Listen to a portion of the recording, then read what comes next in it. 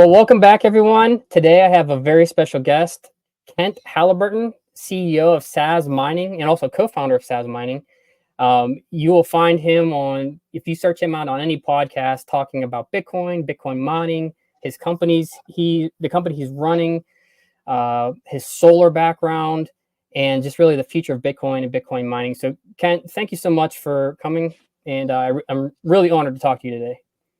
Yeah, Joe. No, honored to be here. I mean, you've been a great customer for us, and as I was saying before we got started, I just appreciate anybody who puts their confidence and trust in us because this is a high trust business. Bitcoin itself is trustless, but our business just inherently comes with a trade off where you own a mining rig with us, but we have possession, and that requires trust. And we've been working hard to earn the market's trust because there's been others that have come before us that have not. Yes. No, okay. Before I, like I talked to you before I purchased a miner or a rig, and with your company, it was something I had been looking into for quite a while. There's always the self mining, which is kind of scary, especially when you look at the costs, the setup, and everything else. There are other companies that probably advertise their ability to run mining operations for you remotely. But I've heard you on a number of podcasts, Bitcoin Veterans, the Progressive Bitcoiner, so many other ones, right? So just hearing you talk and you're forward facing, you put your name to your brand, it built a lot of trust in you. And as a customer, I felt safe working with your company. And I would just say that the service that your company provides, not only is it very transparent, but in the event something goes wrong, for whatever reason, connectivity or whatever, even on my end, the dashboard end, your team has been so responsive, whether it's on social media or directly through the chat on your website. So I really appreciate everything you're doing and you being out there. So just a shout out to you and your team for everything you've done. I am interested though. All the talk about Bitcoin mining, and there's always probably the negative that you hear about energy use. You hear it's it's going to destroy the environment. It's just so much energy being used to mine Bitcoin, and all the propaganda that kind of gets put out there when a lot of it is not really true. But what really made me interested is your company. You have a solar background, so someone who has a background in renewable energy, solar, got into Bitcoin, which kind of breaks that narrative up a little bit. So can you tell me what drove you, who has solar background, into Bitcoin and Bitcoin mining, despite the probably the negative press that there was before? Yeah. You touched on a live one there. Let me first say thank you for the kind words. I Yeah. appreciate those, and I will pass those on to my team, who really are the ones that make me look good. You've mentioned a couple of their names already, but yeah, the team is incredible, and I tell them all the time, like, we live and die by a reputation in this industry, and we've got to treat the customer with the utmost respect and care, and that is how we're going to grow and thrive. And so I'm glad you're feeling that and having that experience. And I will also pass some kind words back at you and say, thank you for your service. It does not come lightly to me. I don't have a military background. My family doesn't come from the military, but I appreciate the freedoms that our military has fought for and enabled for me and my family. And I actually think that, if you look at Bitcoin as a monetary medium, I actually think it solves a misalignment incentive within the military itself, because I think right now our military is tasked with two competing objectives that before 1971 didn't exist. One is to back up and hold the full faith and integrity of the US dollar, which used to be done by gold, but is now being done by our military. and the other is to protect our Constitution. And I think our Constitution is actually what aligns Bitcoiners and the U.S. military more than anything. Is, it's the same value set that created both the Bitcoin network and the U.S. Constitution. I think when you realize that is when there's just this like amazing Venn diagram overlap between two freedom-oriented communities, which is where I come from. So coming back to your question about how I got into this from solar, I grew up on a farm on the West Coast, kind of the product of sort of settler ancestry, had stories of covered wagons in my ancestry and that sort of thing. And literally grew up from the furthest west point in the continental US. So, my ancestors couldn't go farther without falling into the ocean. And I think that just sort of grown up off the land a little bit, eating close to the source, just made me realize the importance of harmonizing humanity with the earth. And that ultimately led me to, and my curiosity made me just want to understand how computers work. So I did computer engineering as an undergrad, and then that desire to sort of harmonize, this was circa 2005, well before the ESG narrative got going, led me to a career in solar. And the folks that were in solar at that point in time were sovereign individuals, like literally, putting panels up on the roof, running their homes off of batteries, trying to plug in electric vehicles to just disconnect from the grid and the man, and, all that sort of thing. And so it's interesting to see how like it's all been co-opted, and like the same set of individuals that I worked with back in 2005 are honestly like value set almost identical to the Bitcoin folks, but it seems totally divergent because of the way the narratives have transpired. So I've always had that sort of an ethos. And what I realized coming into Bitcoin mining is, I'd worked in rooftop solar, and kind of the top of my game, we were installing hundreds of rooftop solar systems each month across 9 different states in the US. And I realized that my career in that background had lent itself fairly well to the business model we're running. There's a lot of similarities between the two. Solar and Bitcoin mining are both decentralized, distributed, disruptive. They're emergent industries, and profits are constrained by an energy network while you're importing your primary good from China. So to say that there's a few lessons that I've been able to pull through is kind of an understatement, but I think it's been serving Sazmining well to have had that background, and just, dumb luck that I took a 2-year sabbatical between a rooftop solar career and ending up in Portugal, starting a family, first one, and life. But during that 2-year sabbatical, 2014 to 16, I fell in love with a Portuguese woman in Bitcoin. And so, the rest is history, I guess. Yeah, that's awesome. And to your point about, the veterans too, I think the more veterans learn about Bitcoin, the more in love they become with it. Because I will tell you, the majority of people who've seen war don't want war. We are not, we're not advocating for, and no one who's seen what the destruction that war brings really wants another war. And when you learn about fiat and some of the cause of the wars and the fiat system, it's hard to take. And on top of that, we've seen the unbanked firsthand, right?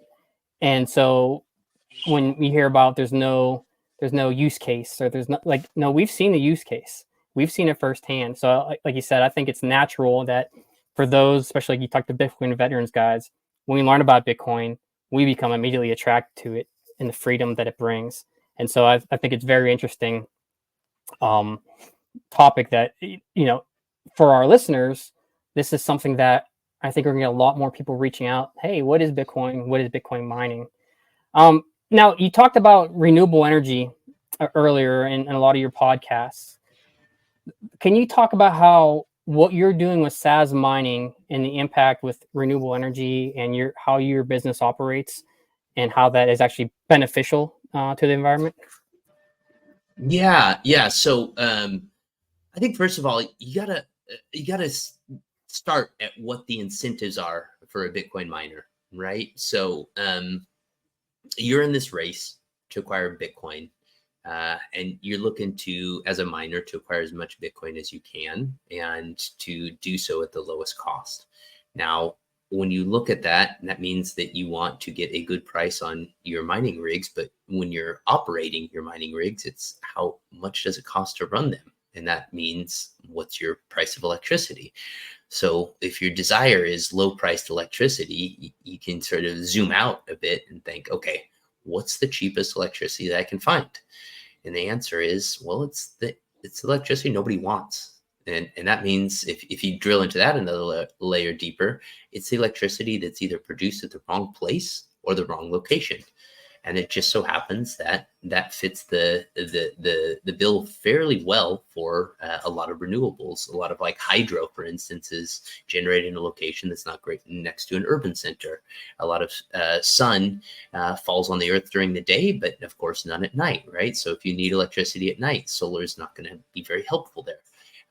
Wind, wind is great as long as it's blowing, but the wind changes, right? So these things make issues for the grid, and that allows us to step in and help. So specifically hydro, right? We're operating on 2 different hydro locations. One is in Wisconsin, the other's in Paraguay. I'll talk about the one in Paraguay because that's our bigger operation. But the electricity that's generated there comes from a dam called the Itapu Dam, and it's either the 2nd or 3rd largest in the world.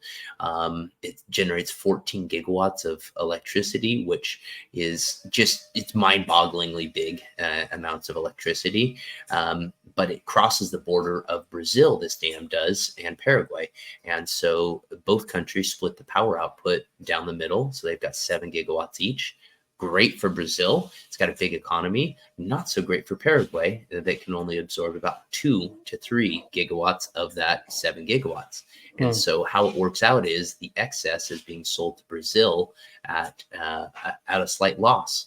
And so all that electricity that could be coming in to grow their economy is not being harnessed. And so Bitcoin miners come along like us, and we're literally helping the entire country take something that's a liability because it's being sold at a loss and turn it into an asset. And I looked at the high level situation there, and it just was like, my gosh, this is going to be a legendary market for Bitcoin mining over time, because politicians will rally around this, because when you put money into the economy, that means jobs, and that means votes for politicians. And so even though there's been a kerfuffle or two locally with the political class around Bitcoin mining, it has come down in favor of Bitcoin mining almost every time because of this natural incentive. In fact, specifically about 2 months ago, there was an attempt to ban Bitcoin mining and by a small group of legislators, and the majority of the legislators actually came out the other direction and said, look, we're going to leave $200 million on the table in tax revenues this next year. Like, we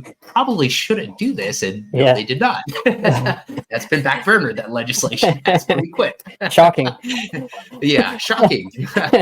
Incentives in action. Yeah. About politics and the incentives. And when you were first setting up the business, was it an uphill battle to get support? Did you always have some, or uphill battle kind of leveled off, and now, like, as we see, that regulation they're trying to put in is on the back burner when they saw the incentives? Yeah, I think so. First of all, I live in Latin America. Like, I live in Peru, right? Our operations are in Paraguay and Wisconsin, but I physically live in Peru. And I think one of the things that I have learned living outside the US and Latin America is the value of relationships. And so when I evaluated Paraguay, what I saw was that Bitcoin mining was basically an unknown industry by a lot of folks, at least by the popular public. Many politicians understood it and were taking advantage of it themselves. But what I saw is, okay, that unknown poses a risk, because an unknown means that somebody can grab it and try to wrap a narrative around it, whether it's true or not, and can either accurately or falsely lead people the right or wrong direction, right? So I knew that was a risk, but for us personally, our approach has been, discretion is the better part of valor, and that means our mining operations are pretty discreet, behind big walls with security fences. so that people can't even peek in and see what's going on. So because we've had that sort of approach, we really haven't had any issues. We've been above board, all the importation documentation, all the power purchase agreements that we've got, all of that is in place in a way that we knew we weren't at risk.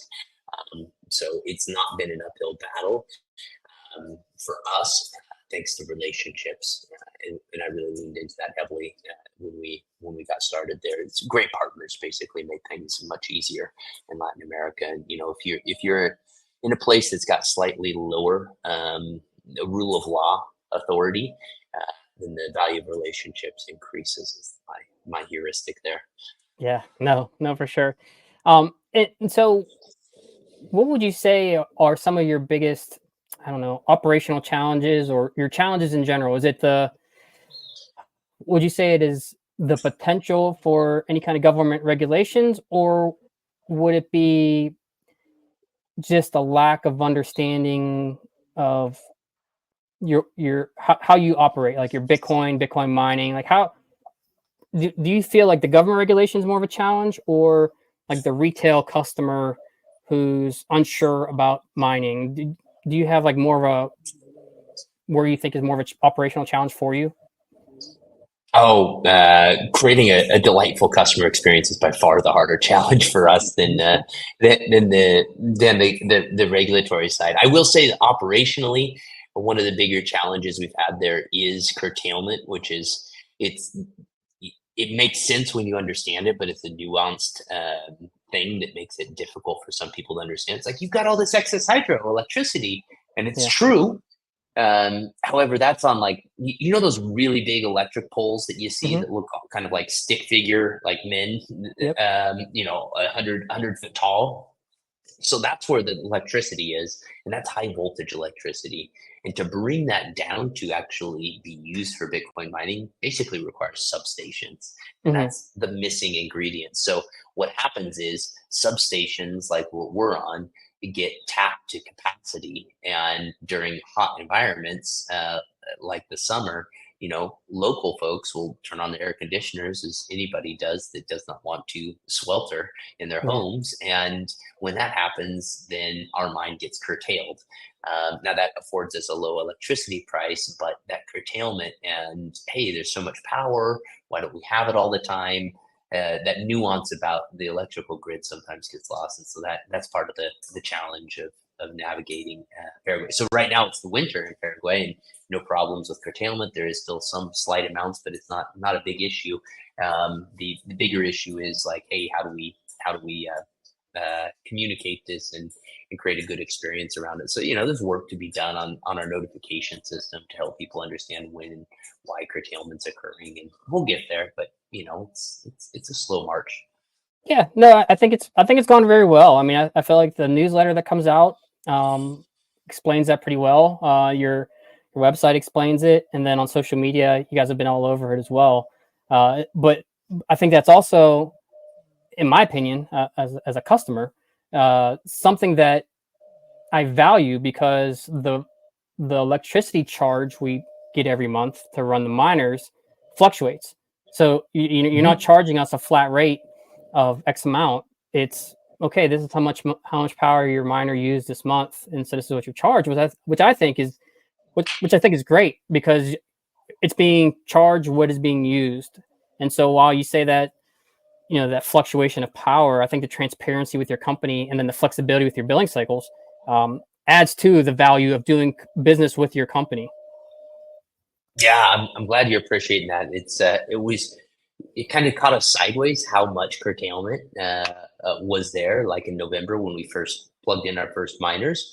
And so we had to make a hard right-hand turn to change our entire billing structure to a precision billing structure. And, because a few months to be able to deliver, but we're out there delivering on it. And, there's now some interesting knock-on consequences that are occurring as well, which is, some people are starting to realize, oh my gosh, sometimes the number on your website, I'm going to be charged more than that because my machine used more power in a given month than what the Bitmain manufacturing spec sheet says it should use in a month, right? Like these are devices that that do vary.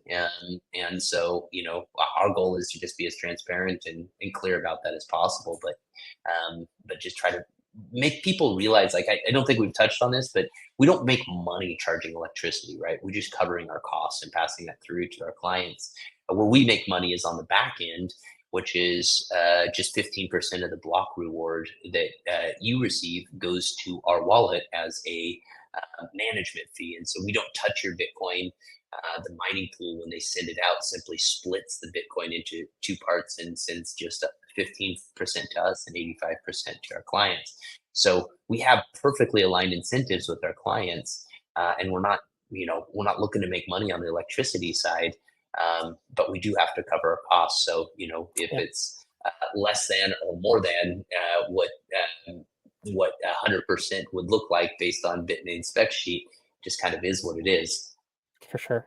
No, something I've heard recently, and if you said it, I'm sorry if I don't give you proper credit. It might have been you, but it was talking about the accumulating Bitcoin, and you can either buy it, mine it, or earn it. And pretty soon, the way things are going, right, your only opportunities are going to be to mine it or own it. And obviously mining can become, if you do it on your own, expensive, right? Or earn it through employment if you're paid to Bitcoin. Now, as in the military, active duty, a lot of those guys, if they want to do side jobs, they can't have secondary employment. So a lot of us look for passive income, so to speak, whether it's retail, real estate, starting your own online business or whatever it is, but ways to earn money on the side. And so could you walk us through, if I'm a veteran who is thinking about going with Sazmining to potentially earn some Bitcoin, how would I go about signing up and getting started and start earning some Bitcoin passively? Yeah, no, I love that. And if our product and platform can help people, liberate themselves financially, then we're really achieving success as a business. And our mining as a service platform has been worth every ounce of it, of the effort we've put into it. So quite simple, right? Like the way it works is we basically have an e-commerce website with an account system. So you, with a couple clicks, choose one of two mining rigs that we offer, and you purchase it. You purchase it using your typical payment means, whether that's credit card, Bitcoin if you're in the ecosystem like many are. You can use Lightning, Wire, ACH, all the typical payment rails, just a typical e-commerce site, right? And then after you've purchased that, on the back end, we're going through the process of batching up basically on a weekly basis all the orders, procuring them from China, and then getting them air shipped to our data center in Paraguay and deployed. That process takes approximately a month from the point of purchase to the point of deployment. We'll send you a notification once the mining rig is deployed and say, hey, set up your service plan. And that's where you set up how you're going to pay for your monthly electricity usage. And you also provide us the Bitcoin address where you want your Bitcoin rewards to go.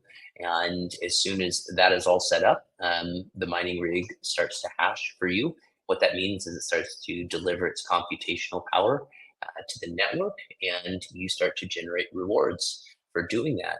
After you've accumulated about 400,000 sats, in your mining pool account, then you receive a payout. And that typically takes right now between 2 to 4 weeks, just depends on the mining rig you've got. And what we see is that our clients are generating much more cash flow wise than they're spending. But I think the real opportunity with this is as an acquisition vehicle for Bitcoin. And by that, I mean a 4-year mindset. So what I see is over time, because the cost to mine a Bitcoin with us is about 48,000 versus I think today it's like 71,000. Because of that arbitrage, the cost to mine a Bitcoin is why we have a lot of demand without us spending much on our marketing budget. Is because everybody wants Bitcoin at a lower price. And so if you look at this as a tool to cycle fiat into Bitcoin for a long-term position, that is the best approach for you in the long term, because basically nobody's lost on a 4-year bet with Bitcoin ever, right? You acquire Bitcoin today, you can pretty much guarantee that in 4 years it will be worth more in fiat terms than it is today. Now, that's history. I can't promise it, but that is it's been wild as an investment opportunity that Bitcoin has continued to show these same cycles over and over again, and I don't see any reason why they're not going to play out. So rather than looking at this as like, hey, month to month, is the value of my Bitcoin that I mine worth more than the dollar value I've spent on electricity? I'm saying no, no, no, no. You guys are acquiring Bitcoin without going through an exchange. You're doing it Mhm. through a piece of hardware. And you should be looking at this as, hey, I'm just going to hold my Bitcoin knowing that that savings technology is going to be worth a whole lot more in the next 4 years than what I've got it for now. And the fact that I'm able to do that at a cost that's lower than what's on an exchange means like I'm smart. I'm doing this the Yeah. smartest way I possibly can. Yeah. No, and I love your dashboard because it also shows you kind of your initial investment, and Yep. then over time, when you've surpassed that, you've already made more than what you've invested into this, which I think is, as a user, it's good to see, right? I mean, it's good to see you put this money into it. Am I getting my money's worth? And through your company, that dashboard that answers that for you every day. And it's also great. Um, it's one thing to smash by through whatever company to hey, I bought $100 of Bitcoin today, and this is so many Sats. It's another thing when you log in every day and then it just the number keeps going up on the Sats you're accumulating, which is great. Well, you brought up the 4-year time span. Can you talk about how you view how a person's outlook on time preference changes as you start learning and hopefully accumulating Bitcoin? Yeah, this is probably my favorite aspect of Bitcoin is to talk about this subject, which is our relationship with time. Let me um, let me just make one comment about that data element we've got, or that element we have on our dashboard that shows you like basically like the value of the Bitcoin you've mined over time. So I I like to tell people that I personally started mining. I bought a mining rig. I'm gonna Mhm. eat my own dog food here. I started mining in January of last year, Yeah. and everybody was basically saying, it's depths of the bear market, horrible time to be a miner. Like, don't do this, whatever. And I'm just like, let's see how it goes. Like, literally 1 year later, like I've paid off my mining rig, and now it's all just basically pure profits in terms of like what I'm mining versus what I'm spending on it. So for me, like what I see is Bitcoin sort of proves the the doubters wrong over and over again. Yeah. So it's fascinating to see it on a personal level, and I'm I can't see that it's going to be too different going forward. But let's see. As far as the time question, like this is the most interesting aspect of Bitcoin that I've come to understand, which is ultimately, it's really hard until you cross the event horizon between fiat and Bitcoin that you can really get your head wrapped around this. So for some of you, if you're still early in your Bitcoin journey, this may not make sense what I'm saying, but what you see is because of this price appreciation in fiat terms for Bitcoin over any given 4-year time period, you tend to have a new dynamic internally that occurs, which is, hey, if I save Bitcoin right now instead of spending it, my purchasing power is going to go up. Meaning that, hey, I want, like right now, typical consumer in fiat land, like my car is starting to give way. I could repair it for a couple $100, or I could go buy another one, but I'm going to set myself up with a $400 a month monthly payment, right? Um, you wind up with this dialogue internally that says, hey, should I spend my Bitcoin today, or should I wait for the future because I can know that I will be able to have more purchasing power in the future?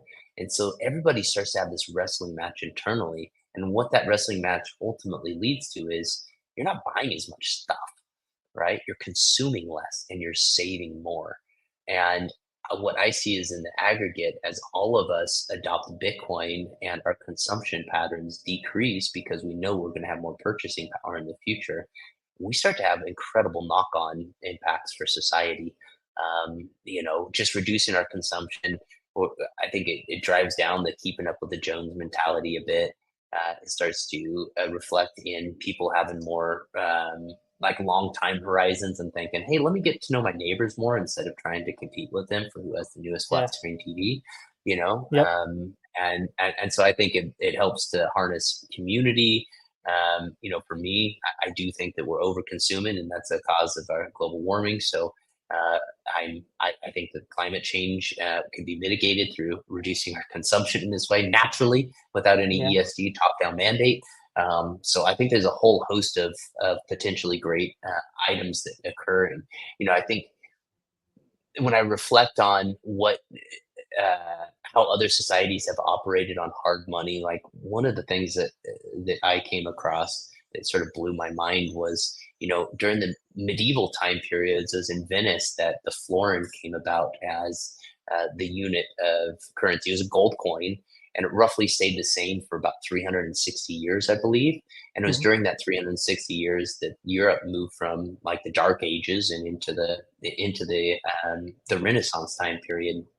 It was also during that same time period that a church was started in Milan, the 1360s, I believe, and it wasn't completed for almost 600 years.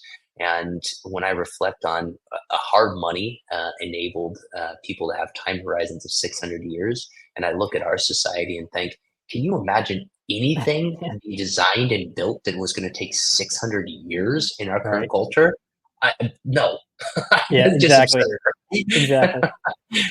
So that's what I mean about the difference in time horizons and what it does for a society.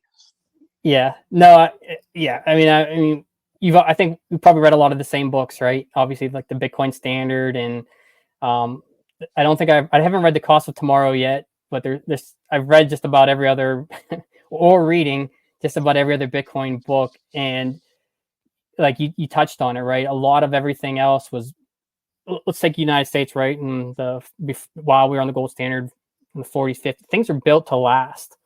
I mean, you have these museums that have lasted 70, 80, 100 years. And then anything built now, it's like, well, it needs renovated in about 5 or 6 years, or it's not really meant to last that long. It's just a temporary structure. There's no time preference to it. So I think, and I also think that, like a lot of the stuff you talk about, what do we spend? What do we spend on? Like what programs are great, right? But are they really achieving the desired result?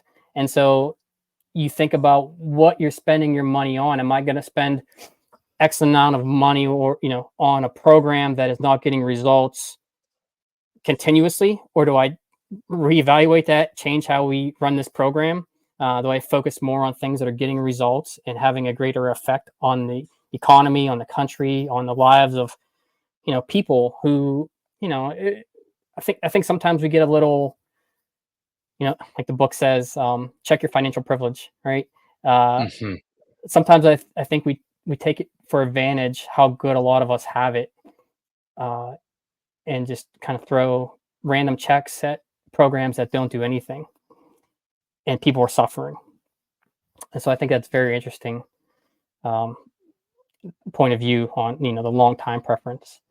So I guess with that, how, especially in the United States, do you see like I don't know, the attitude changing toward, like, I know Texas, they have their mining, and I know you said you're in Wisconsin. Do you see the United States as transitioning to be more friendly toward mining and toward Bitcoin? I know you've seen the world, you've South America, you're everywhere, and you see other countries probably adopting it more. Do you see us shifting on the political side, or do you think it's going to continue to be an uphill battle?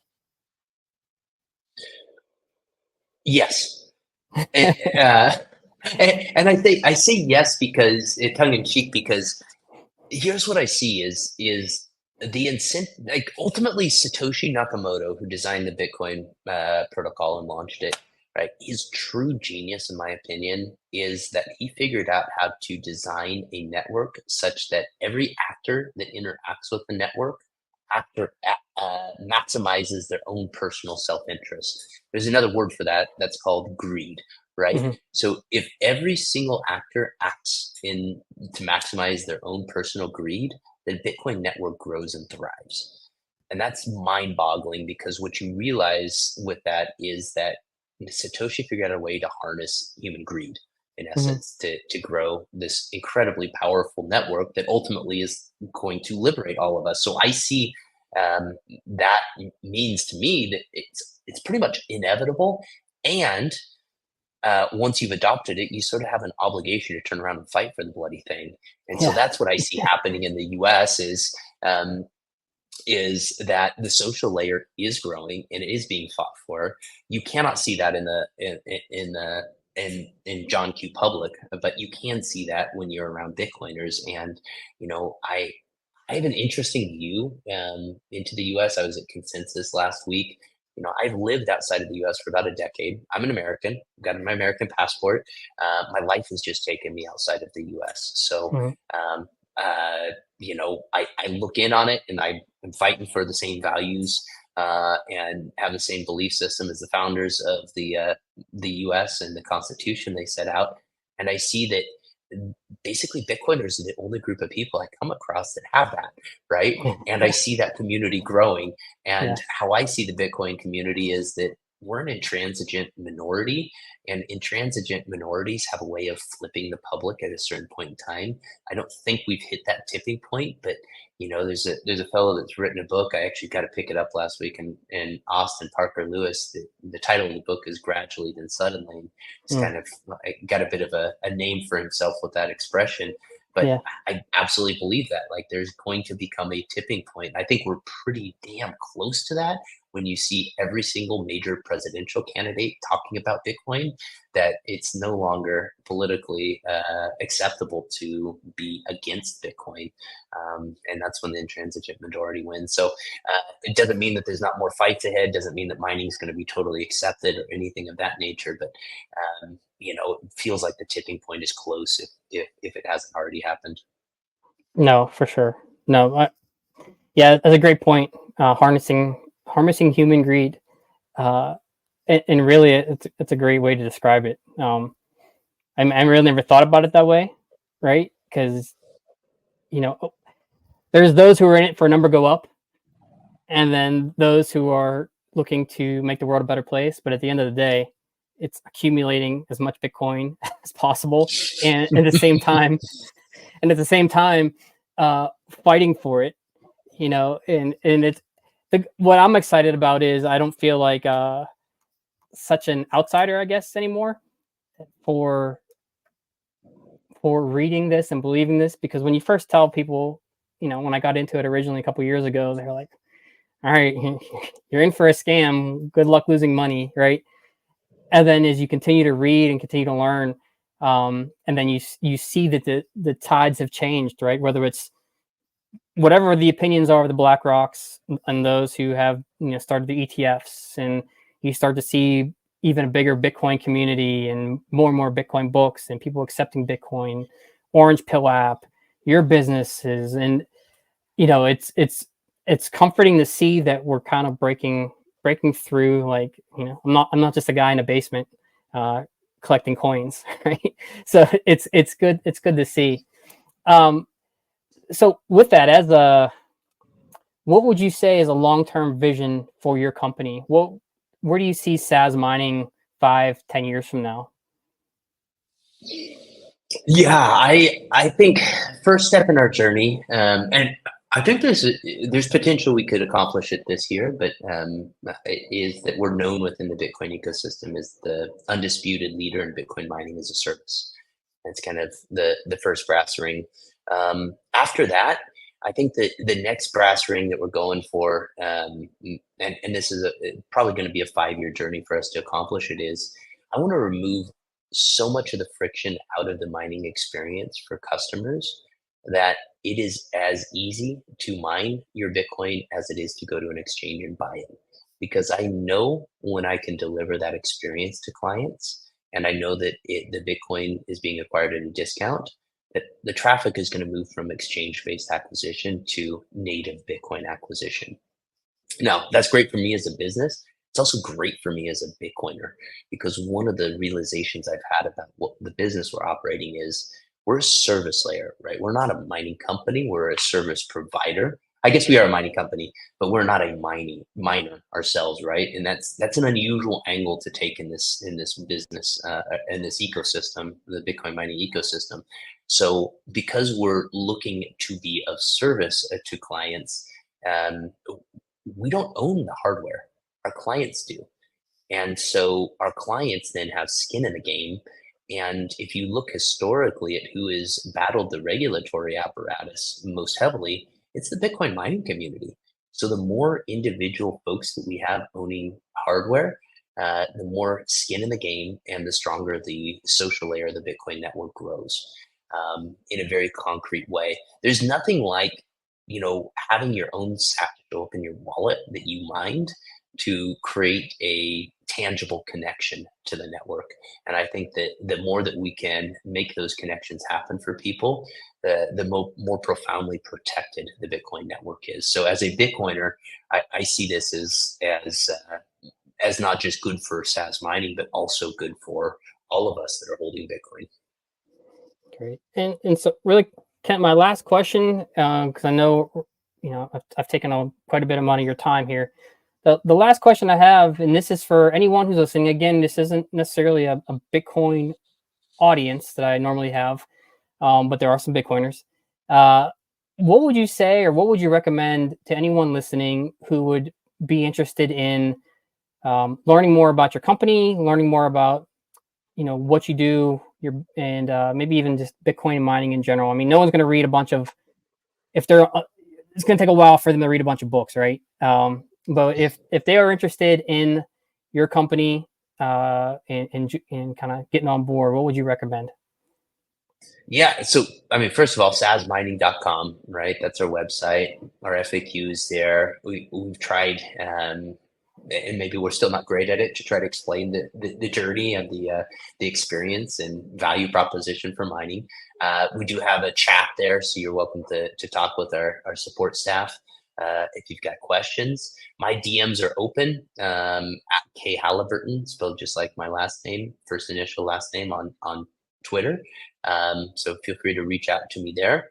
And then, like you mentioned, there are quite a few podcasts and various interviews that you can check out on YouTube to see and understand more about the product that we're offering. But yeah, we're not hard to speak to. We'll put it that way. Happy to jump on calls and chat things through. But jump in. The water's fine. Joe can tell you. No, I've been pushing people to research your company for a while, ever since I did. I mean, taking that initial plunge might be a little nerve-wracking, but when you consider all the positives that come out of it, I've been a big advocate for your company, and I think it's definitely well worth it, and someone that you can trust. And if nothing else, right, to get someone on board to Bitcoining, I always say, or being a Bitcoiner or learning about Bitcoin, you don't have to buy a full Bitcoin. No one's telling you to go out there and put the $70,000 down at an exchange. No one's telling you that you have to input your entire life savings or anything else into it. I've started just doing with my kids' allowance. I give them a few sats for doing good, and that's piqued their interest. So $5, $10, $15. I think as soon as you have skin in the game, you have that urge to learn more. And so I will be and have been a major proponent for your company. And I am truly appreciative of you being on here. And I will make sure that all of your socials and the websites and everything else are in the description. And so that anyone who's interested can definitely hop on. And if nothing else, learn about your company. And anyone listening, their customer service is outstanding. They get back to you immediately. They have a chat right on their website. And if they're not there that minute, they reply within 24 hours at the latest. I can tell you that it's been phenomenal, and I am truly appreciative of everything that you're doing and your team. Well, thank you, Joe. Thanks for being a customer and your kind words. And yeah, hope to see more folks jumping in. We've been growing this thing without a marketing budget, so it's fun to see it just organically spread through conversations like this. All right. Well, thank you, Ken, and we'll talk again soon.